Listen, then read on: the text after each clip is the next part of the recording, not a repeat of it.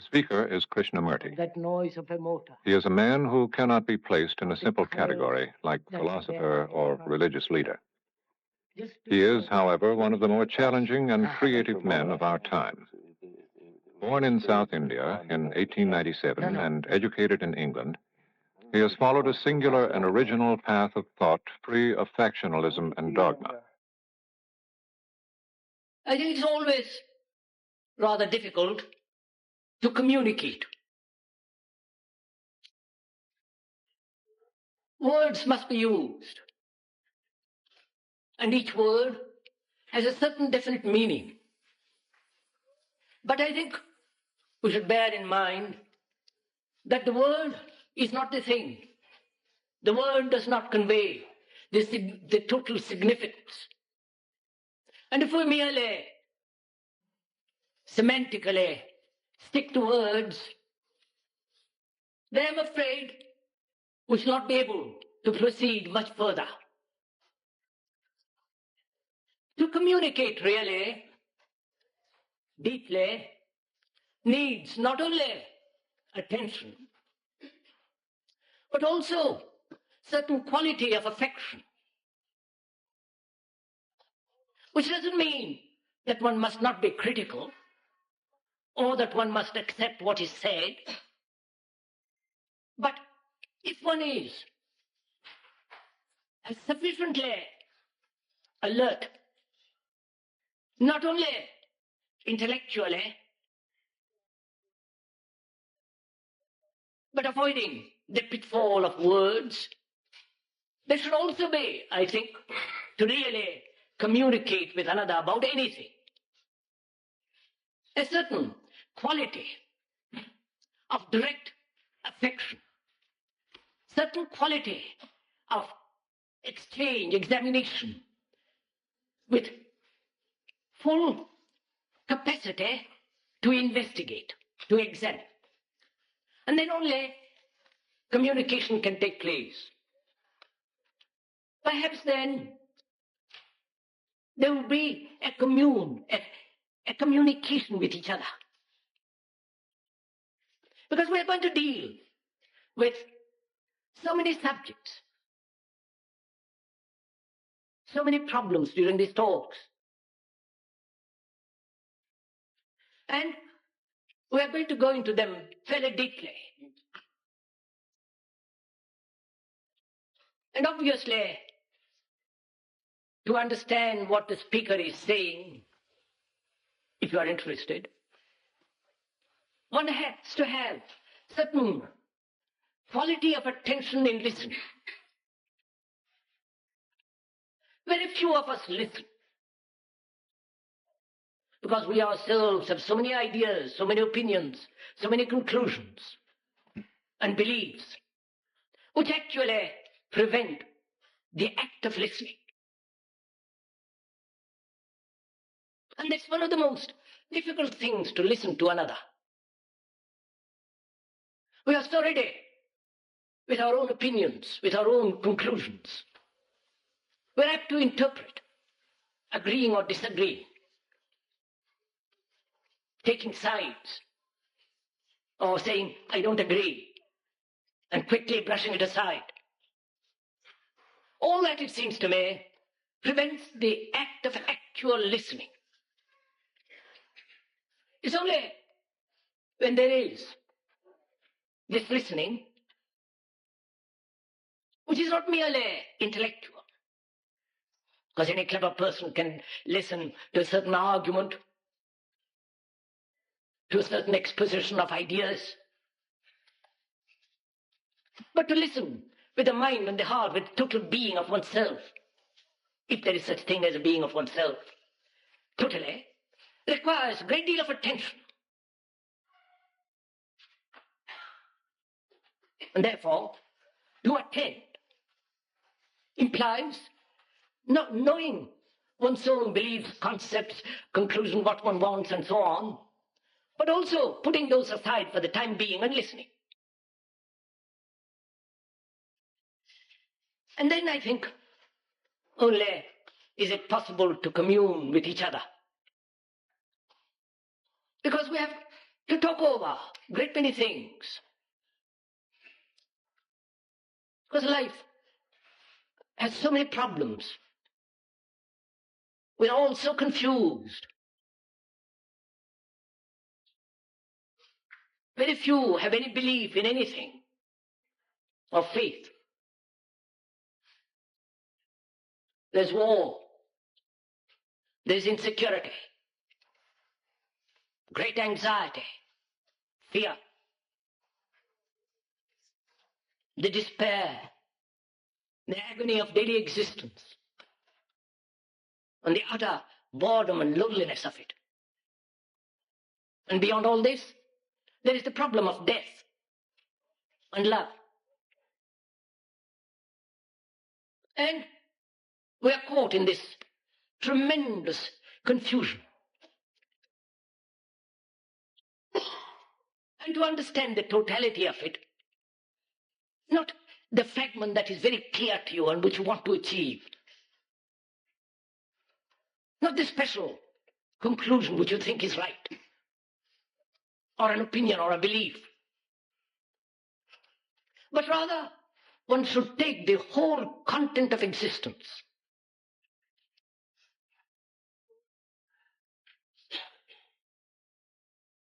The whole history of man,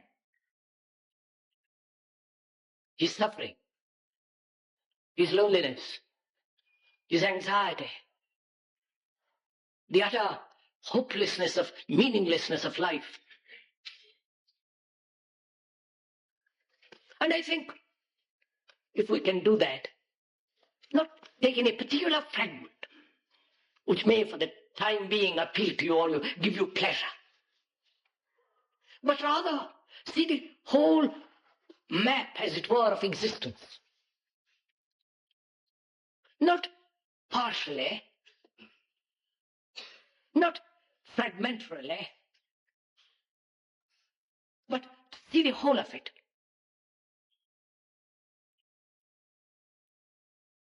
Then perhaps we shall be able to bring about a radical revolution in the psyche. And it seems to me that's the main crisis of our life.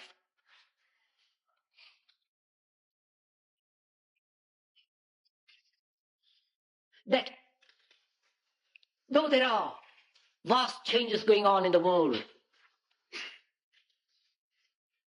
of science, mathematics, and all the rest of it, technologically there's tremendous change going on. But in the psyche of the human being, there's very little change. The crisis is not in the outward technological advancement, but rather in the way we think, in the way we live, in the way we feel. I think that is where a revolution must take place.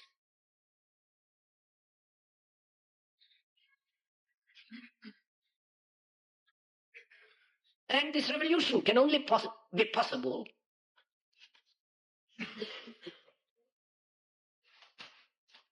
not according to any particular pattern, because no revolution, psychologically I'm talking about, is possible if there is merely the imitation of a particular ideology. To me, all ideologies are idiotic. There's no meaning. What has meaning is what is, not what should be. And to understand what is, there must be freedom to look. Not only to look outwardly, but inwardly. Really, there is no division as the outer and the inner. It's a process, a unitary movement. And the moment you understand the outer, you are also understanding the inner. But unfortunately, we have divided. broken up life into fragments, the outer, the inner, the good and the bad, and so on. As one has divided the world into nationalities, with all their miseries and wars, we've also divided our own existence inward and outward. I think that is the worst thing one can do, to break up one's own existence into various fragments. And that's where contradiction lies. And most of us are caught in this contradiction, and hence in conflict.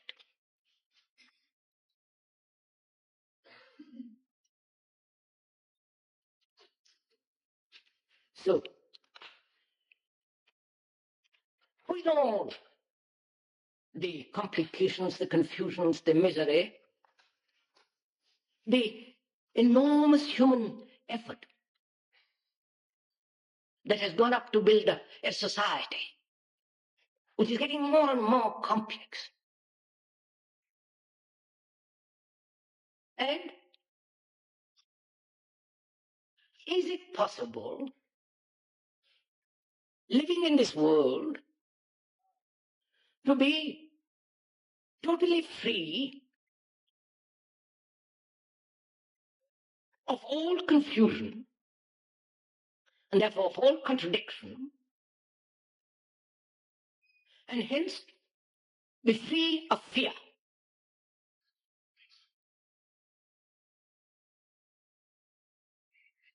Because a mind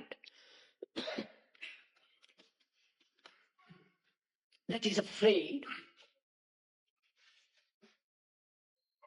obviously has no peace. And it's only when the mind is completely and totally free of fear, then it can observe, then it can investigate.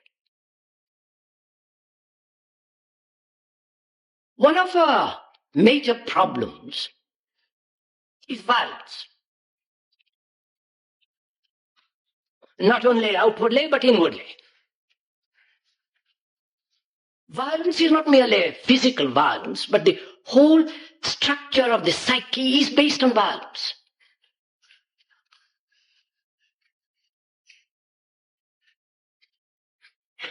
That is, this constant effort, this constant adjustment to a pattern, constant pursuit of a pleasure, and therefore the avoidance of anything which gives pain, discarding the capacity to look, to observe what is.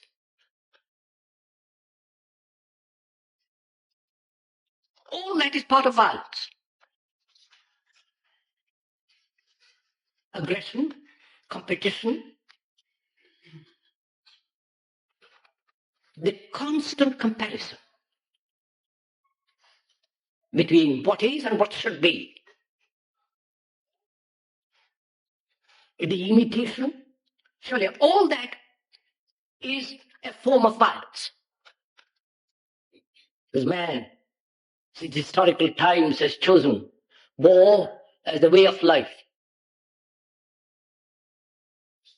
Our daily existence is a war, in ourselves as well as outwardly. We're always in conflict with ourselves and with another. And is it possible for the mind to be totally free of this violence? Because we need peace, outwardly as well as inwardly.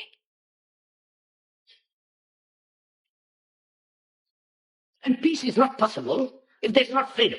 Freedom from this total aggressive attitude towards life.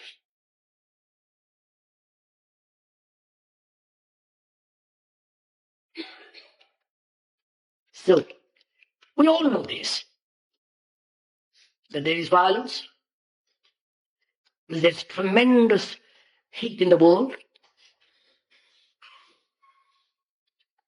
war, destruction, competition, each one pursuing his own particular form of pleasure. All that, it seems to me, is a way of life which breeds contradiction and violence.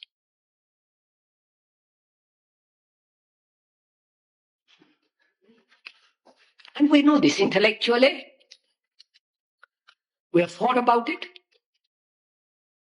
Statistically, we can examine it. Intellectually, we can rationalize the whole thing. And say, well, that's inevitable. That is the history of man for the last 2 million years and more, and we'll go on that way.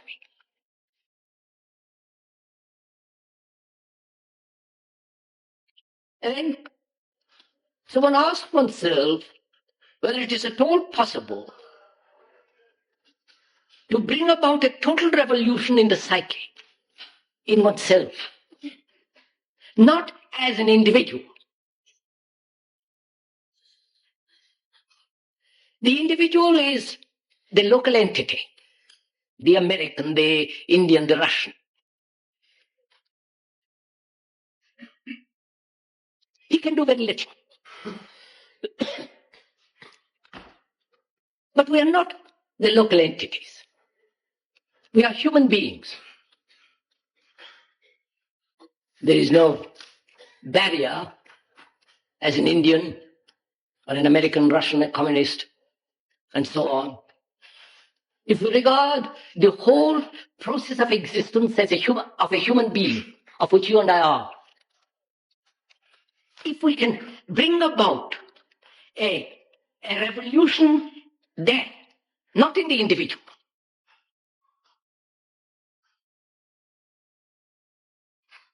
because after all, apart from nationalities and the absurdities of religion, organized religion, and superficial culture, to go beyond that, as a human being, we all suffer. We go through tortures of anxiety.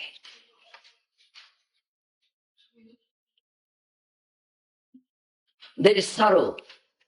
There is the everlasting search for the good and the noble and what is generally called the God. We're all afraid. So if we can bring about a change there, in the human psyche, then the individual will act quite differently.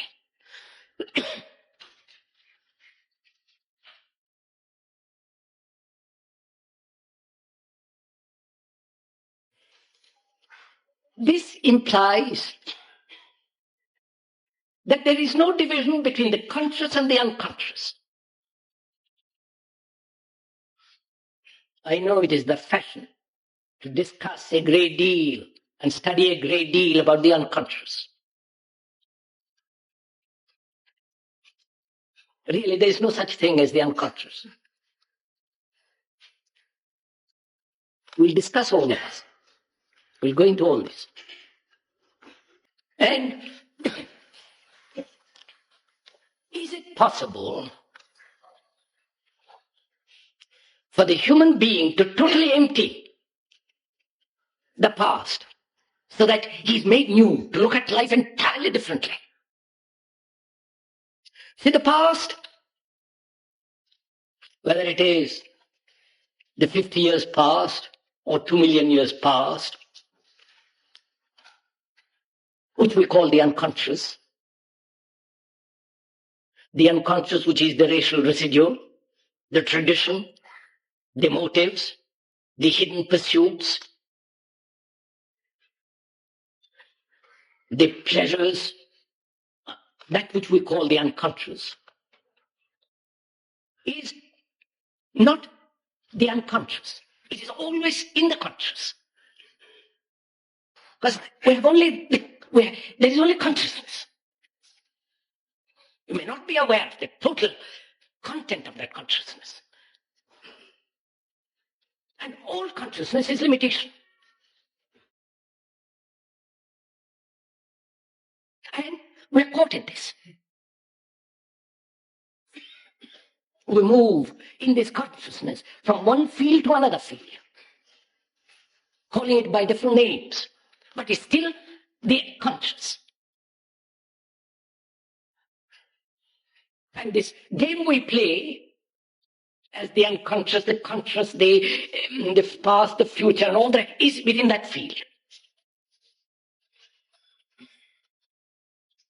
You can observe it for yourself. You're very aware of your own process of thinking, feeling, acting. How we deceive ourselves. Move from one field, from one corner to another. And this consciousness, which is always limited, because in that consciousness there is always the observer. And wherever there is the observer, the sensor, the watcher, he creates the limitation within that consciousness. I think that's fairly simple if you look at it. So, any change brought about by will, by pleasure, by an avoidance or an escape,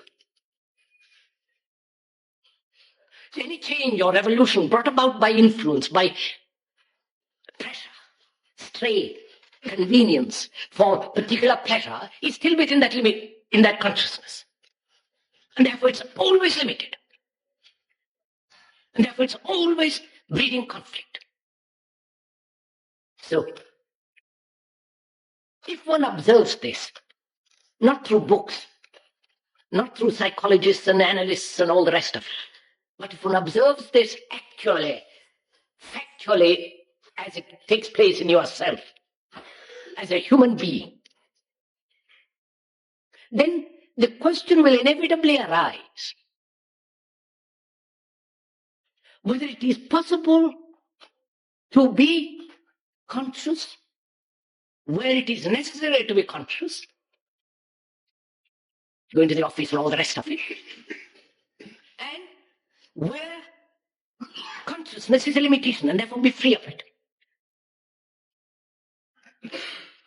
Not that you go into a trance or amnesia or some mystical nonsense, but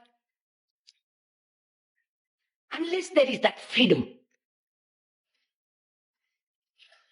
from this enclosing consciousness, this time-binding consciousness,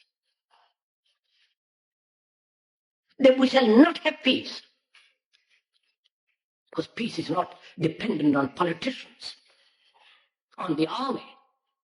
They have much too vested interest in all that. Nor on the priests, nor on any belief. They have taught all religions, except perhaps one or two, Buddhism and Hinduism, perhaps. Always taught peace and entered into war. And that's the way of our life. And I feel if there is no freedom from this limitation of consciousness as time-binding with its observer as the center, man will go on endlessly suffering. And so, is it possible to empty the whole of consciousness, the whole of my mind, with all its tricks and vanities, deceptions and pursuits and moralities and all that, based essentially on pleasure? Is it possible to be totally free of all that? Empty the mind so that it can look and act and live totally differently. I say it is possible. Not out of vanity or some superstitious, mystical nonsense. But it is possible only when the observer, the center, and the observed, there is the realization that the observer is the observed. This is extremely not difficult. It requires a great deal of understanding to come to this. It's not a matter of you're sentimentally agreeing or disagreeing. You know what is understanding? What understanding means? Surely understanding is not intellectual. Not saying understand your words, the meaning of your words. That's not understanding, surely. Nor is it an emotional agreement, a sentimental affair. There is understanding of any problem, of any issue, when the mind is totally quiet, not induced quietness, not disciplined quietness, but the mind is completely still. Then there is an understanding. This is what we do. Actually, this takes place when you have a problem of any kind. You have thought a great deal about it, investigated, examined, back and forth, and there's no answer. And you more or less push it aside, and your mind becomes quiet with regard to that problem, and suddenly you have an answer. This happens to so many people, ordinary, this and that. So, understanding can only come, surely, when there is a direct perception, not a reasoned conclusion. So, our question is then, how is a man, a human being, not American, not Englishman, not a Chinese and all the rest of it, how is a human being to create not only a new society, and he can only create that when there is a total revolution in himself as a human being. And is that possible? So that he has no fear at all, because he understands the nature of fear, what is the structure of fear, the meaning of fear, comes directly into contact with it, not a thing to be avoided, but to be understood. And it means, is it possible for the whole of that structure of thought, which is always functioning round the center, is it possible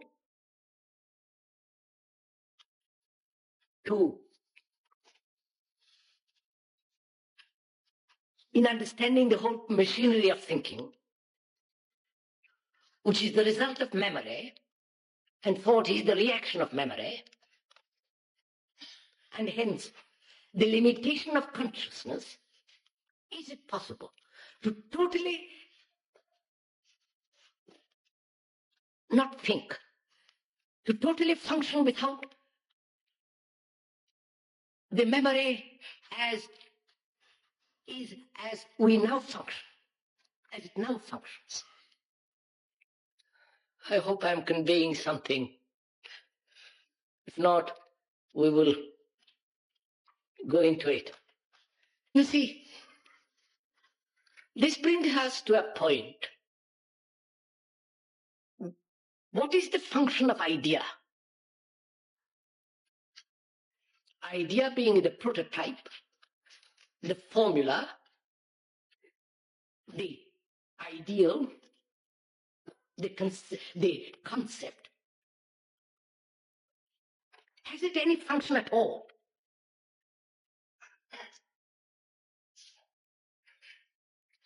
For us, idea is very important. And we function. We act on ideas, on concepts, on formulas. A belief is a formula. And all our activity is from ideas, or based on ideas. And hence, a contradiction between act and the idea. No. I have an idea. I have an ideal, a belief, and all the rest of it. And I act according to that, or approximate my action to that. And action can never be the idea. The idea is unreal, the action is real. The idea of a nation, the idea of a certain dogma, the dogma of belief in God and all the rest of it, it's purely ideological. And is it possible to act without the idea? This requires a great deal of inquiry. Because as long as there is conflict, there must be pain and sorrow. Conflict in any form.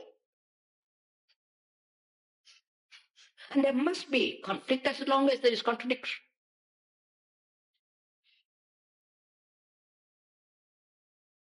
And the nature of contradiction is essentially the idea and the fact.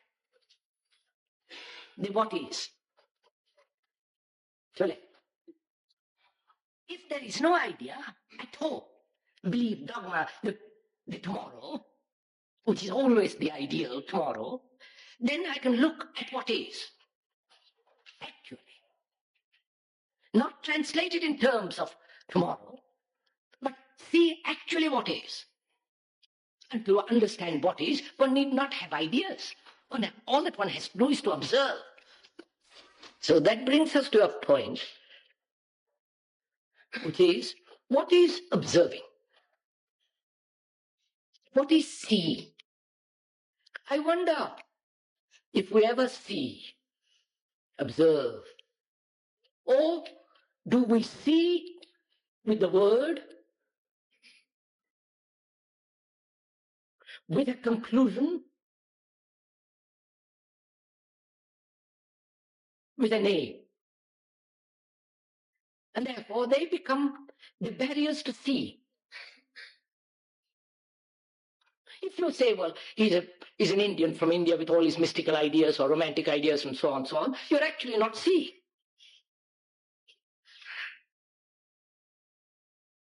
So it is only possible to see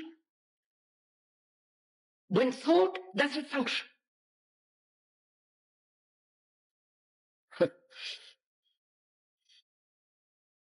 If you are listening, expecting some, I don't know what, and the expectation is preventing you from listening, or the idea, the concept, the knowledge prevents you from observing. If you look at a flower, or a tree, or a cloud, or a bird, whatever it is, immediately your reaction is, you have given it a name, you like it or dislike it,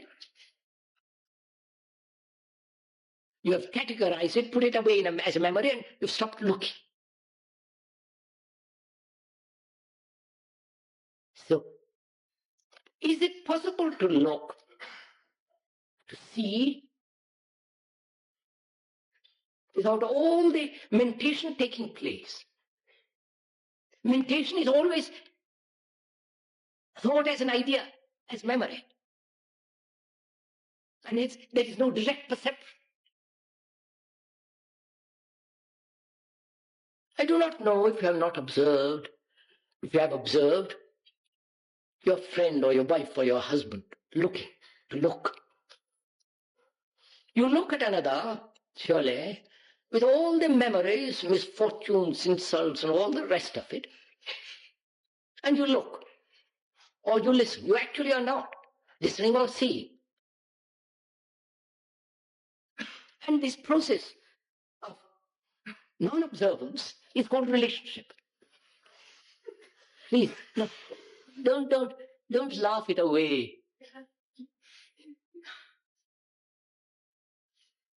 Because, as I said, or I've probably not said this time, all this is very serious. It isn't a philosophical lecture which you listen to, talk which you listen to, and then go home and carry on. It's only to the very serious man there is living, there is life.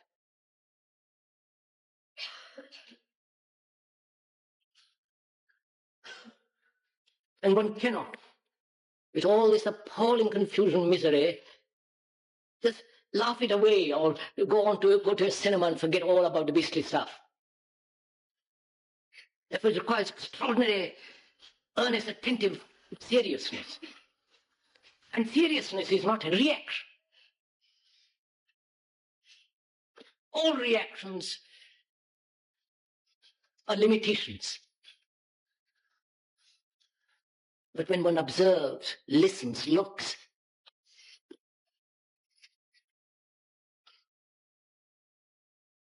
then one begins to understand whether it is at all possible for man to be totally free of his conditioning. Because we're all conditioned by the food, the clothes, the climate, the culture, the society we live in. And is it possible to be free of that conditioning? Not in some distant future, but on the instant. That's why I said, whether it is at all possible to free the mind totally, empty it completely so that it is something new. If this does not take place, we are committed to sorrow.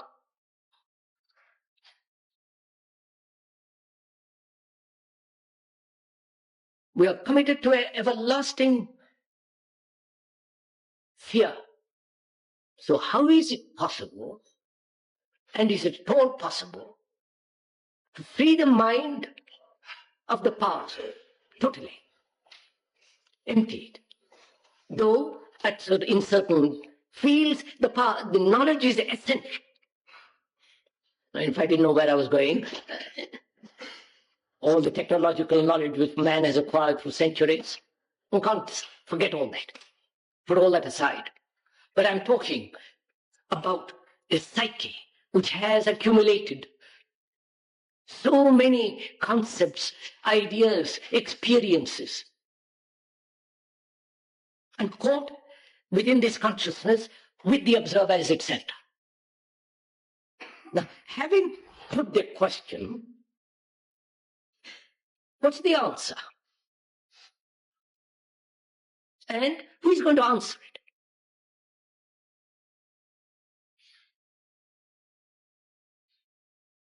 It is the right question, not an irrelevant question. When one puts the right question, there is the right answer.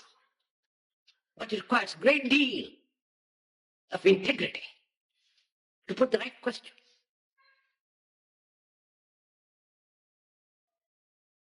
And we have put the right question. Is it possible for man who has lived for so many centuries and million years, who has pursued a path of violence, has accepted war as a way of life, in daily life as well as on the battlefield, who is seeking everlastingly peace and denying it, is it possible for man to transform himself completely so that he lives totally differently. Now, having put the question, who will answer it? Will you look to somebody to answer it? Some guru? Some priest? Some psychologist? Or are you waiting for the speaker to answer it? If you put the question rightly, the answer is in the question. But very few of us have put that question. We have accepted the norm of life. And to change that requires a great deal of energy. And we are committed to certain dogmas, certain beliefs, certain activities, the way of life. We are committed. And we are frightened to change it, not knowing what it will breed. So can we, realizing the implications of all this, can we honestly put that question? And how you put it matters also, surely. I can put it, ask myself intellectually, out of curiosity, out of a moment when I can spare from my daily routine. But that will not answer it. So, what will answer that question?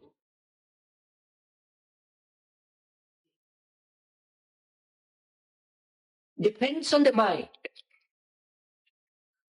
how earnest it is, or how lazy it is, or how indifferent to the whole structure and the misery of existence. Now, having put that question, we're going to find out.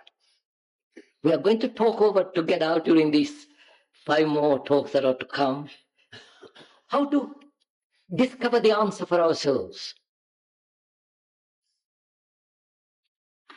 Therefore, not depending on anybody. There is no authority, there is no guru, no priest that will answer this. And to come to that point when you are not dependent on anybody, psychologically, is the first, probably the last step. Then, when the mind has freed itself from all its diseases, then it can find out if there is a reality which is not put together by thought. If there is such a thing as God, because man has searched, sought after, and hunted that being. And we have to answer that question. And also we have to answer the question of what death is. A society, a human being that does not understand what death is, will not know what life is, nor will he know what love is. Merely to accept or deny of something which is not of thought is rather immature. But if one would go into it, one must lay the foundation of virtue, which is nothing to do with social morality. One must understand the nature of pleasure, not deny pleasure or accept pleasure, but understand the nature of it, the structure of it. And obviously, there must be freedom from fear. And hence, a mind that is completely free from discontent and wanting more experience. Then only it seems to me possible to find out if there is something beyond the human fear which has created God.